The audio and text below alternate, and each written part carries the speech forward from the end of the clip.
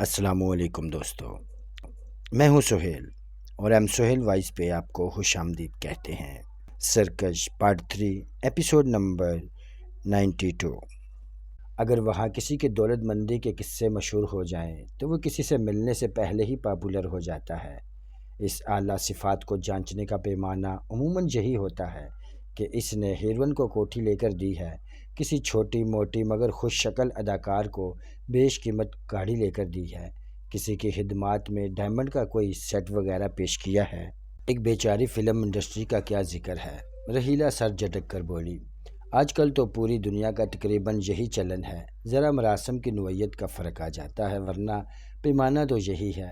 یہ بھی تم نے ٹھیک ہی کہا، میں نے سر ہلا کر کہا، پھر گھڑی دیکھ کر اٹھتے ہوئے کہا، اب میں چلتا ہوں۔ شفیع شاہ حیران ہوگا کہ کہاں غائب ہو گیا ہوں۔ اب آپ کہاں جائیں گے؟ راشد نے پوچھا۔ میں سوچ رہا ہوں اب جا کر ذرا اپنا ہوٹل بھی دیکھ لوں، آرام بھی ہو جائے گا اور ہوٹل کے معیار سروس کا بھی اندازہ ہو جائے گا، میں نے جواب دیا۔ راشد مسکراتے ہوئے بولا، وہاں کوئی کمرہ خالی نہیں ہے، ایمرجنسی کے لیے بھی جو 4-5 کمرے رکھے جاتے ہیں وہ بھی مجبوراً کسی نہ کسی کو دینے پڑے ہیں۔ آج ہی سے آمدنی شروع ہو گئی ہے، 80% تو دوسرے شہروں سے آئے ہوئے مہمان ہیں، 20% کمرے کرائے پر بھی گئے ہیں۔ آپ کو وہاں جگہ ملنی مشکل ہے۔ اگر آپ واقعی آرام کرنا چاہتے ہیں، آپ کے حق میں یہی بہتر ہے کہ یہیں ٹھہر جائیں۔ میں ٹھنڈی سانس لے کر رہ گیا۔ رحیلہ کو بھی وہی خیال آیا تھا جو ایک لمحہ پہلے مجھے آ چکا تھا۔ ہنس کر بولی، انسان عبرت پکڑنا چاہے اس قسم کے واقعات سے کافی تسلی بخش طور پر پکڑ سکتا ہے۔ ہوٹل کے مالک کو نہ تو ہوٹل میں کھانا نصیب ہوا اور نہ رہنا، اسی لیے تو میں اپنی ملکیت کو کبھی اپنی ملکیت نہیں سمجھتا، ہر وقت دونوں ہاتھ جھاڑ کر ایک غریب آدمی کی طرح زندگی کے میدان میں کودنے کو تیار رہتا ہوں۔ میں نے کہا، یعنی تم نے پہلے ہی زبردست عبرت پکڑی ہوئی ہے ہم جیسوں کو دیکھ کر؟ رحیلہ بولی۔ تم بات پھر اپنی طرف لے آئی۔ میں اب واقعی چلتا ہوں، میں نے دروازے کی طرف بڑھتے ہوئے کہا۔ انہوں نے مجھے روکنے کی بہت کوشش کی، لیکن مجھے اب واقعی شفیع سے ملنے، ہوٹل کا جائزہ لینے اور بہت سے کاروباری معاملات پر تبادلہ خیال کرنے کے لیے جانا تھا، اس لیے میں نے اجازت لے ہی لی۔ دوسرے روز شام کو کراچی سے میری واپسی ممکن ہو سکی، اور اس دوران مجھے ایک لمحے کی فرصت نہیں ملی۔ ایئرپورٹ پر شفیع شاہ کے علاوہ رحیلہ، راشد اور سیٹھ رمضان بھی مجھے چھوڑنے آئے۔ فلمی لوگوں کا قافلہ مجھ سے پہلے ہی واپس روانہ ہو چکا تھا، ستارہ انہی کے ساتھ چلی گئی تھی۔ شفیع شاہ کو معلوم ہو چکا تھا کہ راشد اور رحیلہ سے میرا پرانا تعلق نکل آیا ہے۔ میں نے اسے بتا دیا تھا کہ راشد بھی ویسے ہی لوگوں میں سے ایک تھا جن کی ہمیں تلاش رہتی ہے، جن پر ہم آنکھیں بند کر کے بھروسہ کر سکتے ہیں اور جو ہمارے جانثار ثابت ہو سکتے ہیں۔ میں نے شفیع شاہ کو یہ بھی بتا دیا تھا کہ راشد ہماری کمپنی کے لیے ایک ستون ثابت ہو سکتا ہے، اور میں کنسٹرکشن کا کاروبار اس کے سپرد کرنے کا ارادہ کر چکا ہوں۔ میں نے شفیع شاہ کو ہدایت کر دی تھی کہ اس سلسلے میں ابھی سے اسے ضروری رہنمائی کرنے کا سلسلہ شروع کر دیا جائے۔ شفیع شاہ نے ہمیشہ کی طرح سعادت مندی سے سر ہلا دیا، کسی رد و عمل کا اظہار نہیں کیا۔ میں گھر پہنچا تو خاصا تھکا ہوا تھا۔ نہا کر میں سونے کا ارادہ کر ہی رہا تھا کہ انٹرکام پر طارق خان اجازت لے کر اندر آ گیا۔ طارق ایک لمبا تڑنگا اور ڈھیر عمر سرخ و سفید آدمی تھا۔ وہ زیادہ تر گیٹ پر یا گیسٹ ہاؤس میں بیٹھتا تھا۔ حلیے سے ایک عام سیدھا سادہ ان پڑھ سا روایتی چوکیدار نظر آتا، جیسے عام طور پر کوٹھیوں کے گیٹ پر بیٹھے نظر آتے ہیں، مگر وہ حقیقت میں ایسا عام سا آدمی نہیں تھا۔ وہ ایک سابقہ کمانڈو تھا۔ گیٹ پر بھی وہ گیٹ کے آڑ میں ایک جدید رائفل رکھ کر بیٹھتا تھا جو انتہائی خطرناک تھی۔ انٹرکام پر اس کا کوٹھی کے دوسرے ملازموں سے اور ٹرانسمیٹر پر باقی تمام ساتھیوں سے رابطہ رہتا تھا۔ ضرورت کے وقت وہ قریب ترین لوگوں کو فوری طور پر اطلاع کر سکتا تھا۔ اس طرح کا دوسرا آدمی ظاہر علی تھا۔ وہ دونوں جڑواں بھائی تھے، لیکن در حقیقت وہ صرف گہرے دوست تھے۔ ظاہر علی بھی گیٹ پر ڈیوٹی دیتا تھا، ایک دن میں رہتا تھا اور دوسرا رات میں۔ ان دونوں کا بندوبست میں نے اس دن کے بعد سے کیا تھا جب بدماشوں کے ایک بڑے خطرناک گروہ کا سردار اپنے ساتھیوں کے ہمراہ میرے کتوں کو زہر آلودہ گوشت کھلانے اور چوکیدار کو ہلاک کرنے کے بعد گھر میں داخل ہونے میں کامیاب ہو گئے تھے۔ قیصر ملک نے بہت بھاری معاوضہ دے کر ان کی خدمات حاصل کی تھی۔ اتفاق سے اس کا نام محمد طارق تھا، اور اس کے بعد مجھے طارق خان نامی یہ کام کا آدمی مل گیا تھا۔ ظاہر علی کو وہی لے کر آیا تھا۔ طارق خان کو میں نے اسٹڈی میں بلا لیا۔ وہ ایک چھوٹا سا پیکٹ میری طرف بڑھاتے ہوئے بولا، سر یہ آپ کی غیر موجودگی میں ایک شخص آپ کے لیے دے گیا تھا۔ سیکورٹی چیک اب میں نے کر لیا ہے، اس میں کوئی خطرناک چیز نہیں ہے، صرف ایک ویڈیو کیسٹ ہے۔ کون تھا وہ؟ میں نے پیکٹ لیتے ہوئے پوچھا۔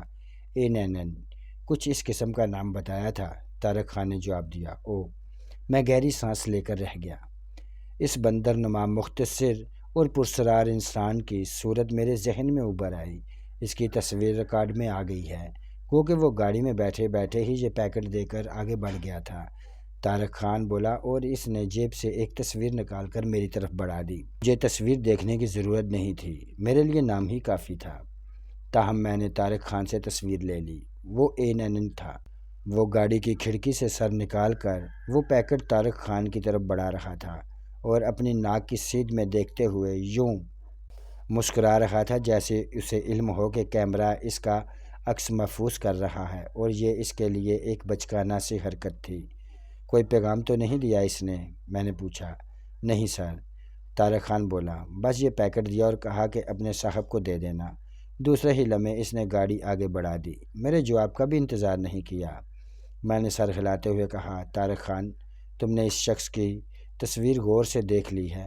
یس سر۔ اس کی شکل ذہن میں رکھنا، آئندہ یہ تمہیں یہاں کہیں آس پاس بھی نظر آئے تو اسے قابو کر کے گھر میں لانا ہے، خواہ اس مقصد کے لیے ٹانگ وانگ میں گولی ہی مارنی پڑے، لیکن یہ خیال رہے کہ اسے جان سے نہیں مارنا ہے، زندہ پکڑنا ہے، اور یہ بھی خیال رہے کہ یہ جتنا حقیر، کمزور اور مختصر نظر آتا ہے، حقیقت میں ویسا ہرگز نہیں ہے، بہت ہی پرسرار سی چیز ہے، اور حیرت انگیز طور پر طاقتور اور پھرتیلا ہے۔ اس کے بارے میں قطعی کسی خوش فہمی میں مبتلا نہ رہنا، اور اسے بالکل اسی طرح قابو میں کرنے کی کوشش کرنا جس طرح شیر، چیتے یا کسی اور خطرناک درندے کو قابو میں کرنے کی کوشش کی جاتی ہے۔ سمجھ گئے نا؟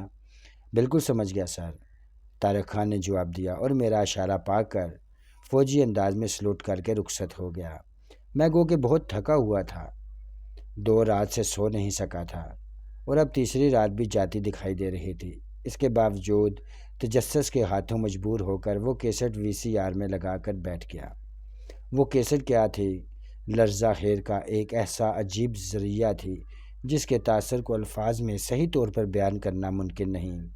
وہ ایک انسان پر ظلم کی بڑی صاف اور تفصیلی فلم بندی تھی، جس میں اس کی اذیت ناک آوازیں بھی تمام تر جذبات کے ساتھ ریکارڈ کی گئی تھیں۔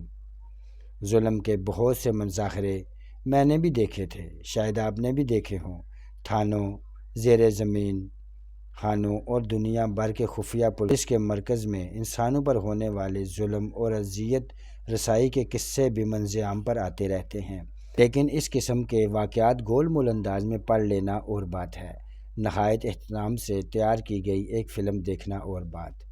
فلم میں ماہرانہ فلم بندی کی تمام ٹیکنیک استعمال کی گئی تھیں، تمام زاویوں کو کور کیا گیا تھا، لائٹ اور ساؤنڈ کے تمام تاثرات سے پورا کام لیا گیا تھا۔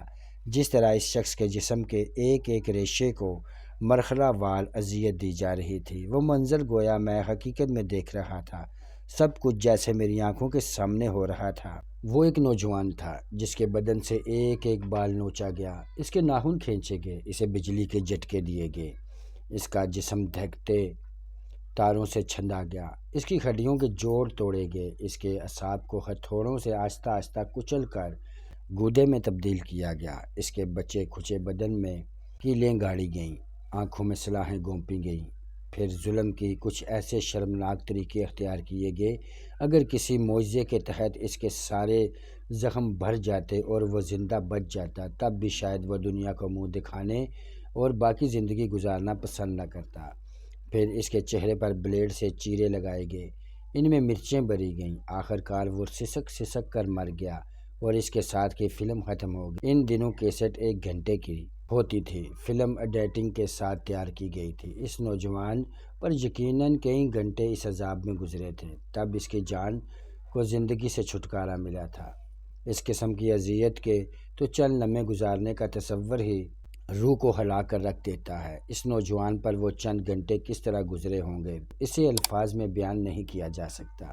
شاید ہر پل اس نے موت کی دعا کی ہوگی، لیکن موت اسے صدیوں کے فاصلے پر کھڑی نظر آئی ہوگی۔ موت اس وقت اس کے لیے ایک حسین نعمت ہوگی جس سے ہم زندگی بھر بھاگتے رہتے ہیں، جس سے بچنے کی ترکیبیں کرتے رہتے ہیں۔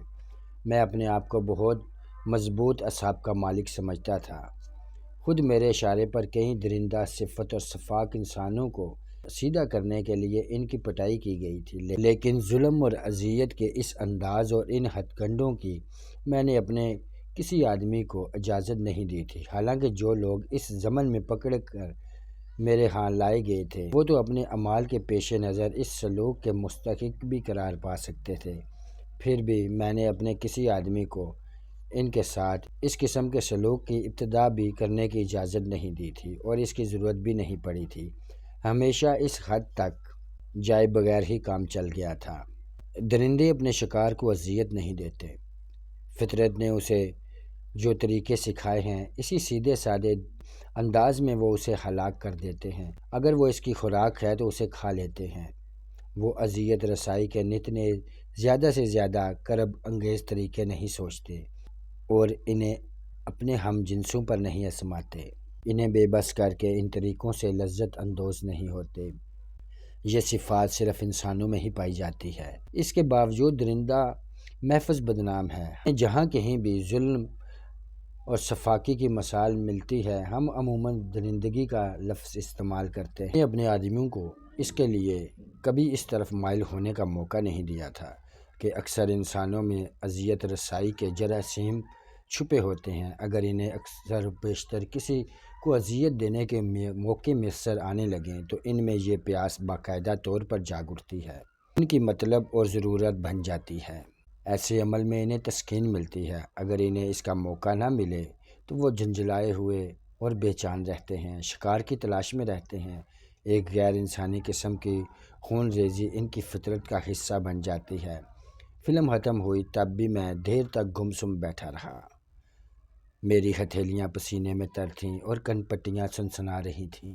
اذیت کی وہ ہولناک کارروائی 5 آدمیوں نے انجام دی تھی جن کے چہروں پر الٹے تھیلوں کی طرح کے سیاہ نقاب چڑھے ہوئے تھے۔ صرف آنکھوں کی جگہ سوراخ تھے، ان کے چہروں کی جھلک بھی نظر نہیں آ رہی تھی۔ اس کے باوجود نہ جانے کیوں انہیں دیکھ کر احساس ہوتا تھا کہ وہ انسانی صفات سے عاری ہیں۔ ان کے لیے یہ ساری کارروائی ایک روٹین کا حصہ تھی۔ نوجوان کو بے بس کر کے جس سکون اور شفاقی سے انہوں نے سب کچھ کیا تھا اس سے اندازہ ہوتا تھا کہ یہ کوئی نیا کام نہیں تھا ان کے لیے، انہیں اس کا طویل تجربہ تھا۔ جس جگہ یہ سارا عمل کیا گیا تھا وہ کوئی طویل عرصہ خال معلوم ہوتا تھا جس کی چھت بہت نیچی تھی۔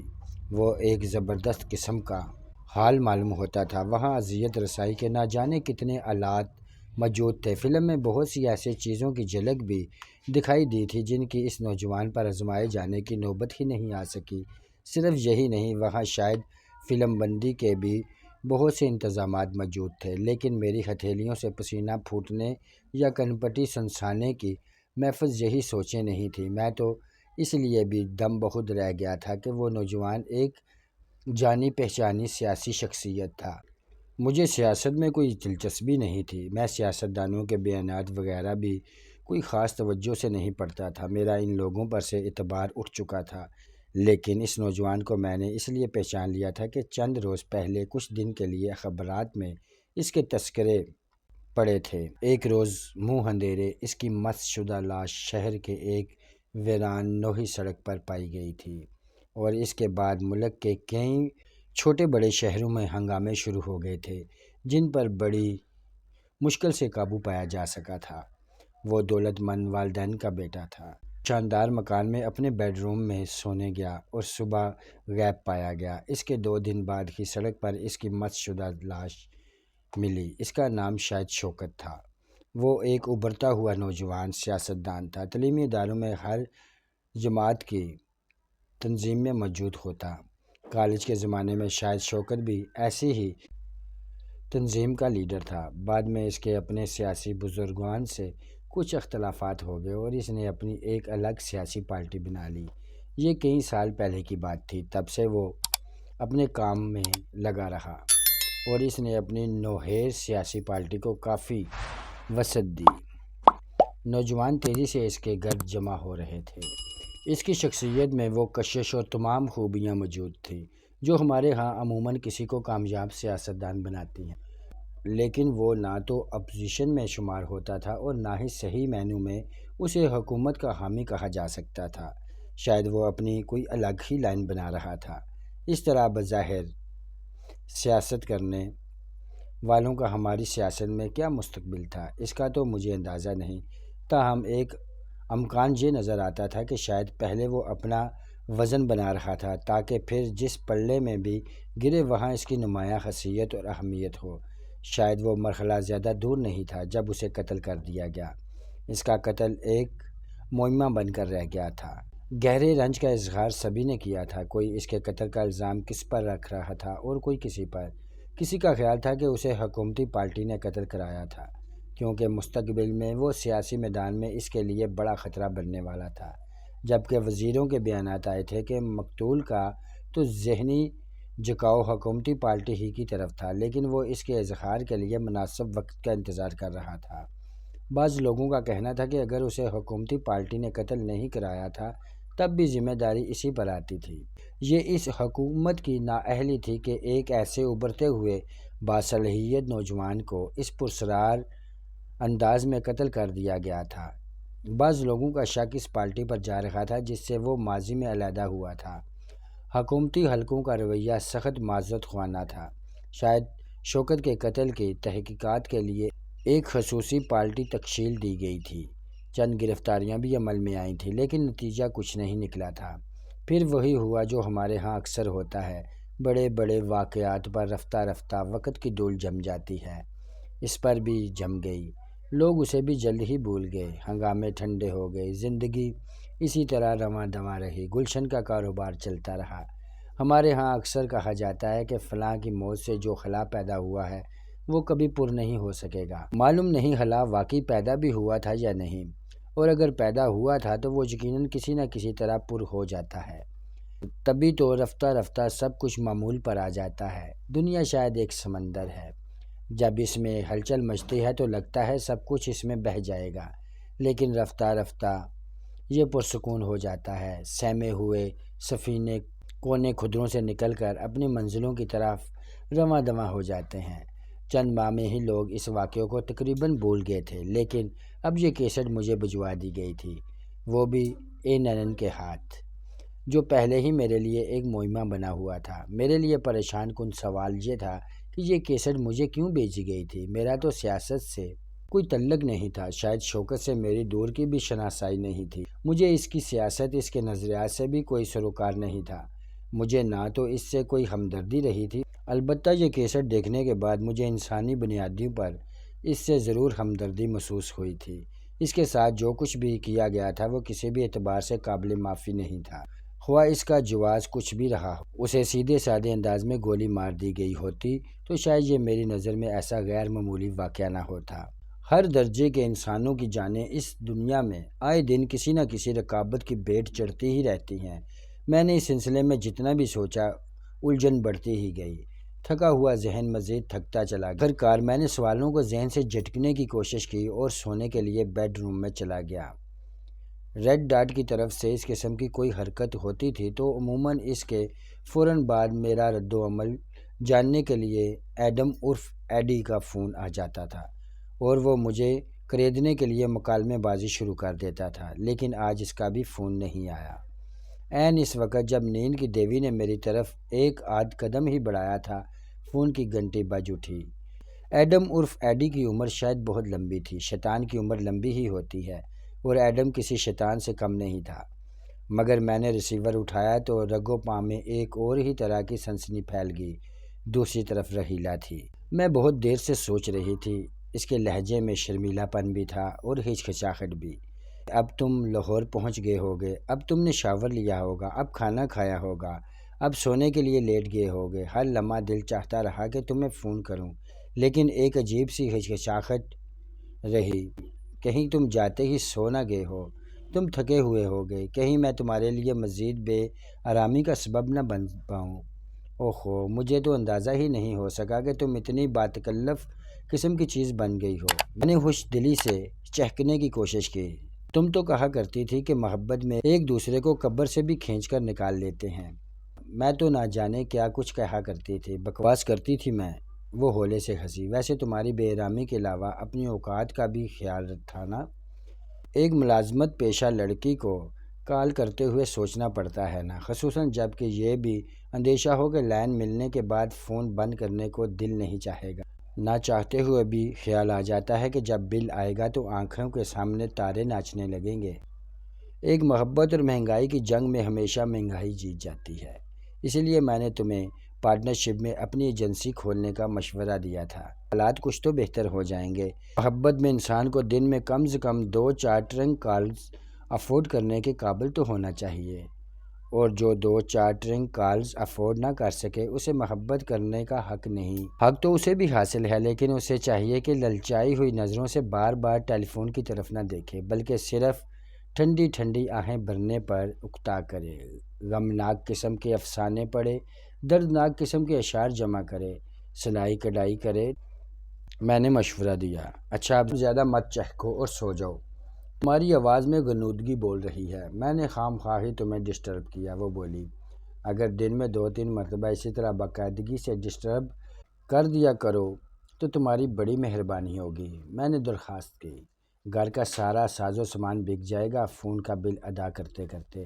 کوئی بات نہیں، اس کے بعد میرے ہوٹل کے کسی VIP سویٹ میں منتقل ہو جانا، وہاں ہر چیز بنی بنائی اور مفت ملے گی، ٹیلی فون بھی خواہ دن بھر کرتی رہنا۔ جی نہیں، اپنے پاس ہی رکھو اپنا ہوٹل، ہم اپنے کرائے کے فلیٹ میں ہی اچھے ہیں۔ وہ فوراً ہی بولی، اچھا خدا حافظ۔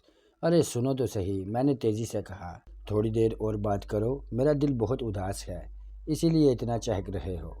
بعض لوگ اداسی کو دبانے کے لیے بہت زیادہ بولتے ہیں، بعض لوگ بہت زیادہ بولنے کی وجہ سے اداس ہو جاتے ہیں، اس نے کہا۔ یعنی یہ بات طے ہے کہ بیشتر لوگ بہت زیادہ ہی بولتے ہیں کسی بھی بہانے۔ ہاں، اور میرا مشورہ ہے کہ تم بھی زیادہ بولا کرو، کم سے کم میرے ساتھ۔ جی نہیں، میرے پاس کھوپڑی فالتو نہیں ہے، میں فون بند کر رہی ہوں۔ واقعی اب سو جاؤ، بولنے کے لیے کھوپڑی کی ضرورت کہاں پڑتی ہے، بس زبان ہلاتے رہنا چاہیے۔ میں نے مشورہ دیا، ہر ایک کو اپنے طور طریقے مت بتایا کرو۔ وہ مترنم سی ہنسی کے ساتھ بولی، اچھا خدا حافظ، اگر تمہیں توفیق ہو تو کبھی کبھار مجھے فون کر لیا کرو۔ اس نے میری مزید کوئی بات سنے بغیر فون بند کر دیا۔ میں نے فوراً ہی اس کا نمبر ڈائل کرنے کا ارادہ کیا، مگر پھر ملتوی کر دیا اور دوبارہ سونے کی کوشش کرنے لگا۔ میرے دل میں واقعی اداسی اور خوشی کی گنگا جمنا گلے مل رہی تھی۔ خوشی رحیلہ کے مل جانے کی تھی۔ میں نے کبھی سوچا بھی نہیں تھا کہ زندگی کے کسی موڑ پر وہ یوں اچانک دوبارہ سامنے آ جائے گی، اور اس بار اس کے دل کی کائنات ہی بدل جائے گی۔ کئی بار میرے دل کے کسی اندھیرے گوشے سے شک ابھرتا، کہیں اس بار بھی وہ کسی نئی زاویے سے سامنے تو نہیں آئی، جذبات سے کھیلنے کا کوئی نیا ہنر تو نہیں آزما رہی۔ لیکن دل سے ہی اس کا جواب نفی میں ملا۔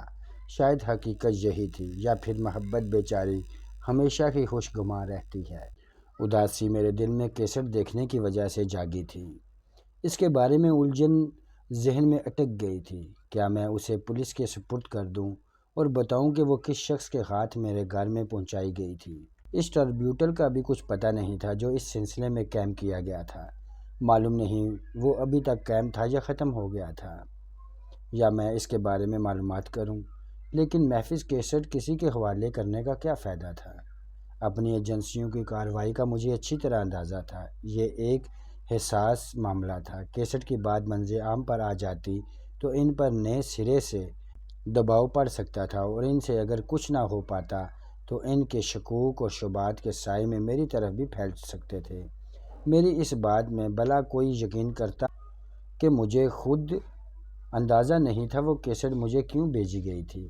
ہو سکتا تھا کوئی ایجنسی کوئی نہ کوئی تعلق، کوئی نہ کوئی سراغ دریافت کرنے کی تگ و دو میں لگ جاتی۔ ایسے معاملات میں تو بعض اوقات اونچے پیمانے کی شناسائی اور اثر رسوخ بھی درے درائے رہ جاتے ہیں، جن میں عوامی سطح پر کوئی ابال اٹھ جانے کا اندیشہ ہو۔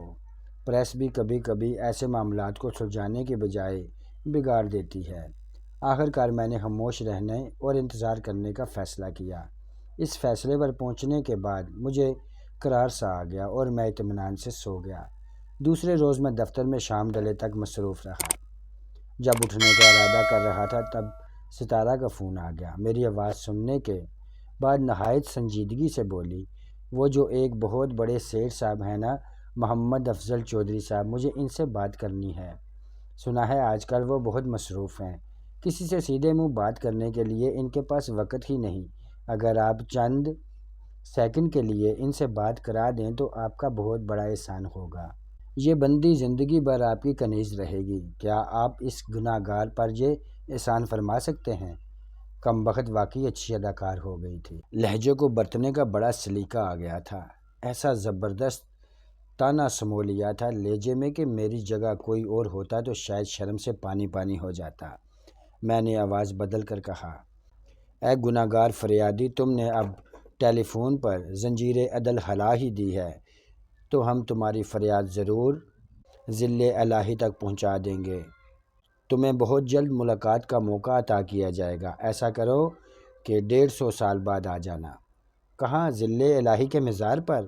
اس نے سکون سے پوچھا۔ کیا بکتی ہو گناہ گار فریادی؟ میں نے بدستور باروب لہجے میں کہا، ذل الہی ہزاروں سال سے زندہ ہیں اور ہر دور میں زندہ رہیں گے، آزما کر دیکھ لینا۔ در پھٹے منہ یکدم وہ اپنے اصل لہجے میں بولی، اب اپنی اصلی آواز میں بھی بول لو، کان ترس گئے ہیں سننے کو۔ تم تو واقعی بہت بڑے آدمی ہوتے جا رہے ہو۔ فلم کے سپر سٹار سے بھی بڑھتی جا رہی ہیں تمہاری مصروفیات۔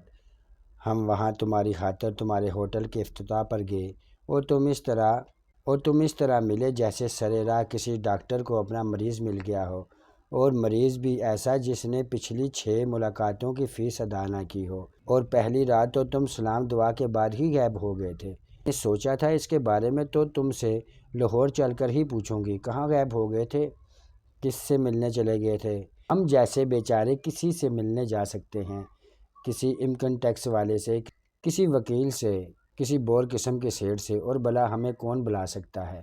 میں نے ٹھنڈی سانس لے کر کہا، ہم کوئی فلمی ہیرو تھوڑے ہی ہیں کہ ایک گرل فرینڈ کو ہوٹل کی لابی میں کھڑے چھوڑ کر دوسری سے ملنے سوئمنگ پول پر چلے جائیں، تیسری گھر پر انتظار کر رہی ہو اور چوتھی مری یا ایبٹ آباد میں راہ دیکھ رہی ہو۔ بس رہنے دو، مجھے اندازہ ہوتا جا رہا ہے کہ تم فلمی ہیرو سے زیادہ بدمعاش ہو اور تمہاری زیادہ مقامات پر راہ دیکھی جاتی ہیں۔ کم سے کم میرے سامنے تو بولے اور معصوم بننے کی کوشش مت کیا کرو۔ وہ خاصی سنجیدگی سے بولی، اچھا، میں تمہارے سارے گلے شکوے دور کرنے کے لیے فوری طور پر تمہارے پاس آنا چاہتا ہوں۔ کچھ دیر بیٹھ کر اداس سی باتیں کریں گے۔ تجربہ بتاتا ہے کہ اکٹھے بیٹھ کر اداسی کی باتیں کرنے سے اداسی کم ہو جاتی ہے۔ میں نے کہا، میں کیا صرف اداسیاں شیئر کرنے کے لیے رہ گئی ہوں؟ وہ گویا برا مناتے ہوئے بولی، میرا مصرف کیا بس یہی رہ گیا ہے کہ جب دنیا بھر کے مسائل نے ذہن کو بوجھل اور دل کو اداس کیا تو میرے کندھے پر سر رکھ کر اداسیوں کی لوڈ شیڈنگ کرنے لگو۔ مجھے نہیں چاہیے ایسی دوستی اور ایسی ملاقاتیں، اپنے پاس ہی رکھو اپنی اداسیاں۔ کس قدر سنگ دل ہوتی جا رہی ہو تم، میں نے آہ بھر کر کہا، جو تم جیسے دوست بھی آنکھیں پھیرتے جا رہے ہیں۔ مجھے اس سے تبادلہ خیال کا موقع نہیں ملا، لیکن میں ضرور تم سے آنکھیں، ناک، منہ سب کچھ پھیر لوں گی۔ وہ بولی، اس سے پہلے ملزم کو صفائی پیش کرنے کا موقع ملنا چاہیے، یہ میری پرزور اپیل ہے۔ اس وقت تم کہاں سے بول رہی ہو اور کیا کر رہی ہو؟ میں نے پوچھا۔ اس وقت تو اسٹوڈیو سے بول رہی ہوں، لائٹ چلی گئی ہے، شوٹنگ رک گئی ہے۔ میں اس وقت فقیرنی کے گیٹ اپ میں ہوں، پھٹے پرانے کپڑوں میں بیٹھی ہوں، کپڑے کچھ زیادہ ہی پھٹے ہوئے ہیں کیونکہ ان میں میرا ایک ڈانس پکچرائز ہونا ہے۔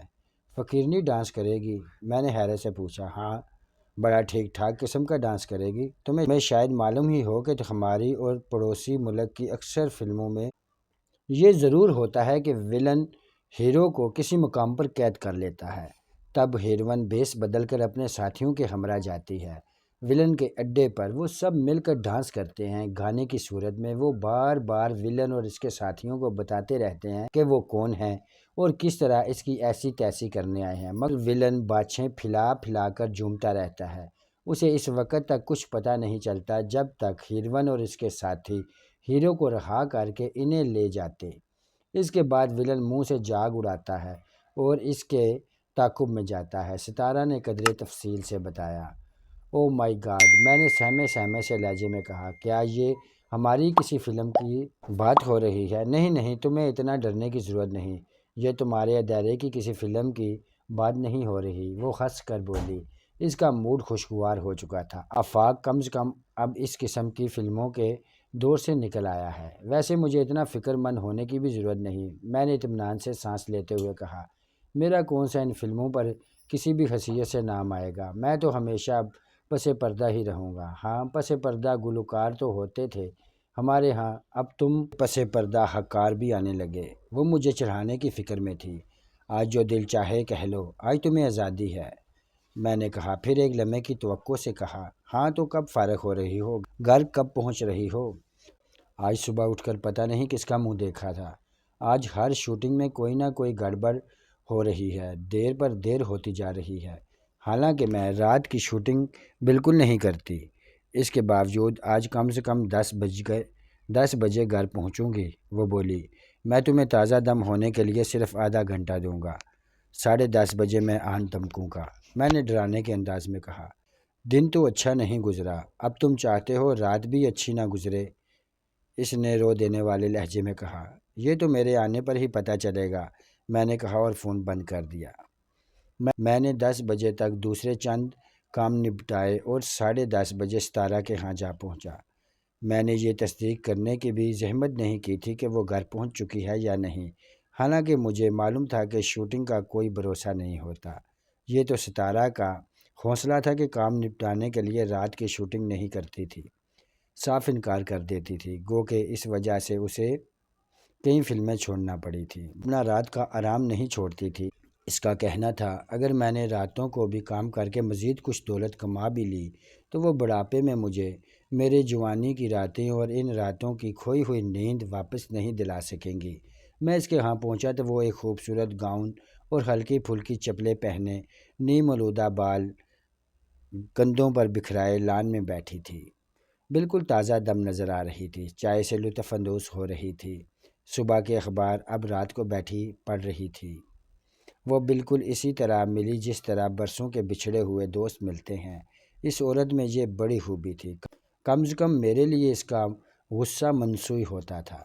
فون پر خواہ کچھ بھی کہہ لیتی تھی، پیغام خواہ کیسے بھی بھجوا دیتی تھی، لیکن جو ہی میں اس کے سامنے پہنچتا وہ جیسے سب کچھ بھول جاتی تھی۔ اس کی دوستی میں گرم جوشی تھی، وہ مجھے آج تک کہیں نصیب نہیں ہوئی تھی۔ عجیب بات یہ تھی کہ اپنے ماضی کے برعکس وہ اب جتنی بے غرض نظر آتی تھی، اتنا بے غرض بھی میں نے کسی کو نہیں پایا تھا۔ اس کی دنیا کا ہر دروازہ ہر وقت میرے لیے کھلا تھا اور وہ مجھے کسی صلے کے طلبگار نہیں تھی۔ اس نے کبھی مجھ سے کچھ نہیں مانگا تھا، کبھی معمولی سے انداز میں بھی اس خیال کا اظہار نہیں کیا تھا وہ مجھ سے شادی کی امید رکھتی ہے۔ کبھی اس نے یہ جاننا بھی نہیں چاہا تھا کہ وہ جو اپنے آپ کو میرے لیے بندہ بے دام بنائے بیٹھی تھی، تو میرے ساتھ اس کا مستقبل کیا ہے؟ وہ تو جیسے اس طرح کی سوچوں میں الجھنا قطعی غیر ضروری سمجھتی تھی، اندھیری رقابت پر یقین رکھتی تھی۔ کبھی کبھی میں سوچتا تھا وہ مجھے کسی بندھن میں باندھے بغیر میری زندگی کا اہم حصہ بن گئی تھی، شاید میں اس کے بغیر نہیں رہ سکتا تھا۔ کہیں یہی تو اس کی ہمت عملی نہیں تھی، جو عورت خود کو کسی مرد کی ذات میں گم کر دے اور اس کے عوض کچھ بھی نہ چاہتی ہو، وہ گویا مرد کو خرید لیتی ہے۔ اب رحیلہ کے مل جانے کے بعد کیا مجھے اس کو جاری رکھنا چاہیے؟ ان دونوں ہی سوالوں کے جواب میں میرے دل میں سناٹا سا چھا گیا۔ ایک بات بہرحال طے تھی کہ اس سے ترک تعلق میرے لیے بہت بڑی آزمائش بن سکتا تھا۔ جو بات ستارہ میں تھی وہ رحیلہ میں نہیں تھی، اور جو بات رحیلہ میں تھی وہ ستارہ میں نہیں تھی۔ میں نے اس وقت تک کھانا نہیں کھایا تھا، اس لیے کھڑے کھڑے ہی کہا، چلو کہیں باہر چلتے ہیں، آج چائنیز کھانا کھانے کو دل چاہ رہا ہے، ذرا سکون کی سانس تو لو، ایسی بھی کیا جلدی ہے؟ وہ ایک طرف اشارہ کرتے ہوئے بولی، ویسے میں نے گھر پر بھی آج بہت اچھا کھانا پکوایا ہے، مجھے ایک بہت اچھے کوک مل گیا ہے، انگلش، پاکستانی اور چائنیز سب طرح کے کھانے اچھے پکا لیتا ہے۔ آج اس کی کارروائی آزما کر دیکھو، آج گھر پر کھانے کا موڈ نہیں ہے۔ اپنے گھر نہ تمہارے گھر۔ یہاں سے کچھ ہی دور کافی معیاری قسم کا ایک نیا چائنیز ریسٹورینٹ کھلا ہے۔